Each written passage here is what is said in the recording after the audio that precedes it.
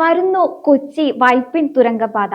Fort Kochi Vypin തുരങ്കപാത പദ്ധതിയുടെ സാധ്യതാ പഠനം അവസാന ഘട്ടത്തിലേക്ക്.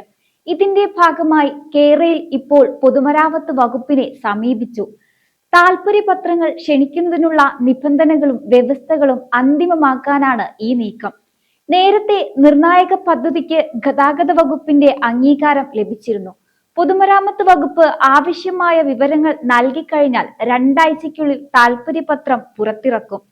കേരളത്തിലെ സ്വപ്ന പദ്ധതിയായ കാസർഗോഡ് മുതൽ തിരുവനന്തപുരം വരെയുള്ള 590 കിലോമീറ്റർ തീരദേശ ഹൈവേ ഇടനാഴിയുടെ ഒരു പ്രധാന ഭാഗമാണ് ഈ തുരങ്കപാത. പവിഴപ്പുറ്റുകളോ മറ്റു പരിസ്ഥിതി ലോലമായ ഘടകങ്ങളോ ഇല്ലാത്തതിനാൽ കടലിനടിയിലൂടെയുള്ള തുരങ്കപാത പരിസ്ഥിതി സൗഹൃദപരമായ ഒരു പരിഹാരമാണെന്നാണ് സാധ്യതാ റിപ്പോർട്ട് ചൂണ്ടിക്കാട്ടുന്നത്.